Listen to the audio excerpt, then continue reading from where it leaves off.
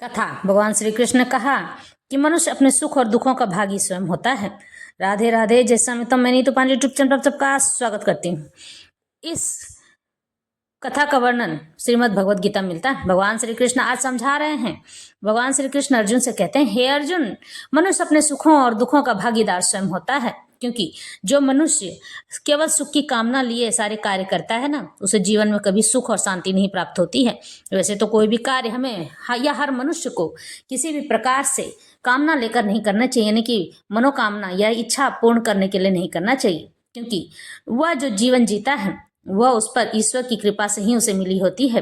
और ईश्वर की कृपा को बनाए रखने के लिए उनके बताए हुए मार्ग पर चलना चाहिए। जो मनुष्य उनके बताए हुए मार्ग पर चलता है वही मनुष्य सुख का भागी होता है, और जो उनके बताए हुए मार्ग को छोड़ देता है तो वह दुख का भागी हो जाता है। हे अर्जुन, सुख और दुख तो अपने जीवन में मनुष्य स्वयं लेकर आता है।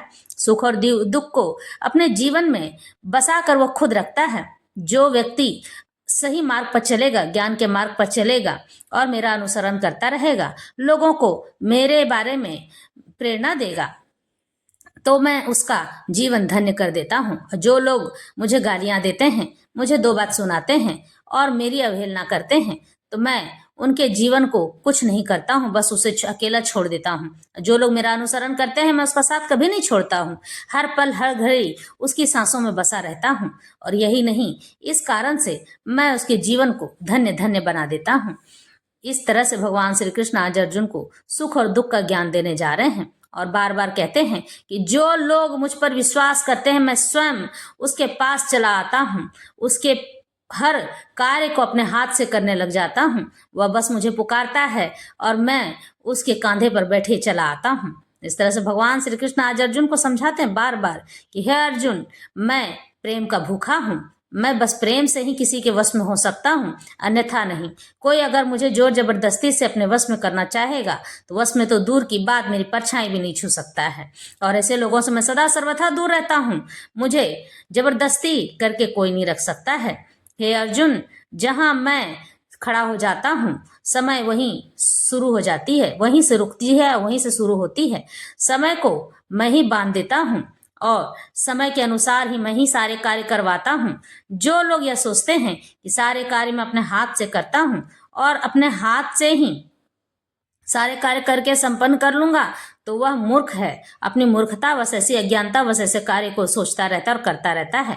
ऐसे लोग ही गंदी बातें और गंदे विचारों में डूबे रहते हैं। ऐसे लोगों को गंदी बातें करने में बड़ा आनंद आता है, और सात्विक बातों में वह मुझे ढूंढ नहीं पाता है, वह धूमिल हो जाता है और इस तरह से वह रोता चला जाता है। लेकिन उनके बीच में कोई ऐसा व्यक्ति भी होता है, ऐसा मनुष्य भी होता है, जो कि केवल और केवल मुझे याद करता रहता है। बाकी सब रो रहे हैं, लेकिन वह मुझे प्रार्थना में और अपने मन में याद करता रहता है, तो मैं उसके लिए आ ही जाता हूँ और उन लोगों का भी भाग्य उदय कर देता हूँ जो लोग मुझे उसके साथ रहते हुए उल्टी सीधी बातें सुना रहे थे और मेरे बारे में बातें बना रहे थे। क्यों? क्योंकि उसने उस व्यक्ति का साथ दिया है जो व्यक्ति की मेरे बारे में मुझे अर्पित और अपने आप को समर्पित कर चुका है, मेरे बारे में सबको अच्छी बातें बताता है।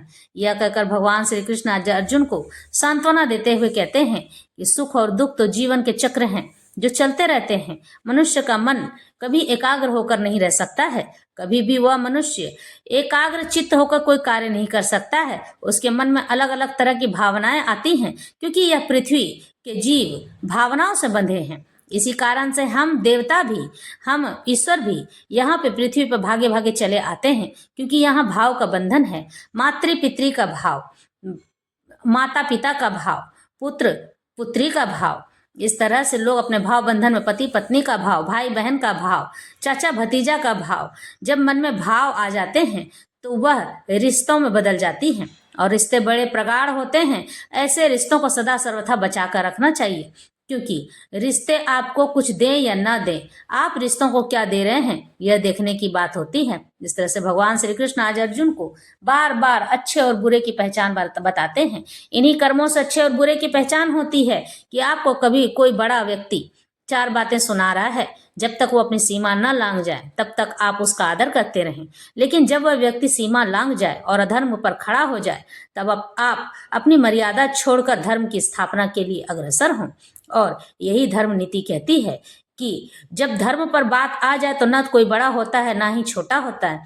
धर्म के लिए सब कुछ छोड़ा जा सकता है, सब कुछ के लिए धर्म को कभी नहीं छोड़ना चाहिए। ऐसा व्यक्ति जीवन में कभी भी ऊपर नहीं उठ सकता है जो धर्म का साथ नहीं देता है। धर्म का साथ देने वाला व्यक्ति एक पल को हताश हो सकता है, निराश हो सकता है, लेकिन दूजे ही पल जब लोग उसके बारे में जान जाते हैं तो वह ऊर्जा से युक्त होकर भरा होता है और मेरे आशीर्वाद का भागी होता है, मेरे ही अनुसरण में लगा रहता है। इस तरह से मैं सबकी मनोकामना और इच्छा पूर्ति करता चला जाता हूँ। मेरे पास आने में, मेरे शरण में आने में ही उसकी भलाई है, क्योंकि कभी मैं मित्र का भाव लेकर आता हूँ तो कभी पुत्र का, कभी बंधु बांधव सखा का, तो कभी किसी ऐसे व्यक्ति का जो कि वह अपने जीवन में चाहता हो। किसी पत्नी का प्रिय बन के आता हूँ तो किसी सखी का सखा बनकर आता हूँ। इस तरह से मैं सबके जीवन में अलग अलग लीलाएं रचता रहता हूँ और कार्य करता चला जाता हूँ, ताकि वह जो मुझे जिस रूप में याद करता है उस रूप में वह सुखी हो सके। और सुख मुझ तक पहुंचने में ही है और किसी भी रूप से नहीं है। यया स्वप्नम भयम शोकम विषादम मदमेव च न विमुच्यति दुर्मेधा धृति सा पार्थ तामसी। धृति का अर्थ होता है गंदा। हे पार्थ, जो धृति यानी कि गंदा स्वप्न, भय, शोक यानी कि संताप, विषाद तथा मोह के परे नहीं जाती है, ऐसी दुर्बुद्धिपूर्ण घृति यानी गंदी तामसी कहलाती है। इससे यह अर्थ नहीं निकलना चाहिए कि सतोगुणी मनुष्य स्वप्न नहीं देखता है। यहाँ पर स्वप्न का अर्थ अति निद्रा है, यानी कि ज्यादा सोना है। स्वप्न सदा आता है, चाहे वह सात्विक हो, राजस हो, तामसी हो। स्वप्न तो प्राकृतिक घटना है, लेकिन जो अपने को अधिक सोने से नहीं बचा पाते हैं, बहुत देर तक सोते रहते हैं, जो भौतिक वस्तुओं को भोगने के गर्व से नहीं बचा पाते हैं, जो सदैव संसार का प्रभुत्व जताने का स्वप्न देखते रहते हैं और जिनके प्राण, मन तथा इंद्रियां इस प्रकार लिप्त रहती हैं, वे तामसी घृति वाले कहलाते हैं। भगवान श्री कृष्ण कहते हैं कि जो 10 बजे, 12 बजे, 1 बजे, 2 बजे तक दिन भर सोते रहते हैं, ऐसे लोगों के लिए तो सब चीज तामसी हो जाती है। ऐसे लोग गंदे जीवन ही जीते हैं और भोग विलास में लिप्त रहते हैं। ऐसे लोगों का कुछ नहीं किया जा सकता है। ऐसे लोगों के पास तो मैं भटकता भी नहीं हूँ। जीवन शैली बर्बाद होती जा रही है। सुखम त्रिदानीम त्रिविधम श्रीनु में भरत सर्व अभ्यासाद्रमते यत्र दुखांतम च निगच्छति। हे भरत श्रेष्ठ, अब मुझसे 3 प्रकार के सुखों के विषय में सुनो, जिनके द्वारा बद्ध जीव यानी कि प्राणी भोग करता है और जिसके द्वारा कभी कभी दुखों का अंत हो जाता है। बद्ध जीव भौतिक सुख भोगने की बारंबार चेष्टा करता है। इस प्रकार वह चरवण करता रहता है, लेकिन कभी कभी ऐसी भोग के अंतर्गत वह किसी महापुरुष की संगति से भव बंधन से मुक्त हो जाता है।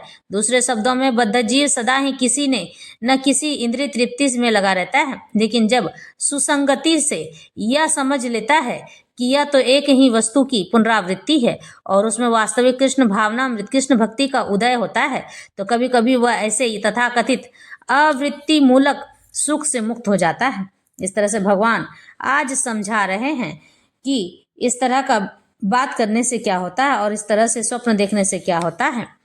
यत दग्रे विस्मीव परिणामे अमृतोपमं तत्सुखम सात्विकम प्रोक्त मात्म बुद्धिर प्रसादजम। हे, जो प्रारंभ में विष जैसा लगता है, जहर जैसा लगता है, लेकिन अंत में अमृत के समान होता है और जो मनुष्य में आत्म साक्षात्कार जगाता है वह सात्विक सुख कहलाता है। भगवान श्री कृष्ण अर्जुन को समझा रहे हैं, अर्जुन, जब आप अच्छा कर्म करते हो तो शुरू में आपको बहुत प्रताड़ना मिलती है, लोग आपको उल्टी सीधी बातें करती हैं, यह जीवन जहर जैसा लगने लगता है, विष जैसा लगने लगता है और सोचता है मनुष्य कि क्यों न मैं आत्महत्या कर लूं, क्यों ना मैं अपने प्राण त्याग दूं। इस तरह से बात कहते हुए वह उल्टा पुल्टा काम करने की कोशिश करता है, लेकिन जब वह ऐसा करने लगता है तो मैं पास आता हूं और उसे बचाता हूं ताकि वह इस भ्रम में न पड़ जाए, क्योंकि यह संसार लीलाओं का है और लीला यहाँ किसी न किसी को किसी रूप में करनी होती है। जो मनुष्य अपने प्राण त्याग देते हैं उसे मैं तो क्या पूरा ब्रह्मांड क्षमा नहीं कर सकता है, क्योंकि प्राण लेने का अधिकार मैंने किसी को नहीं दिया है।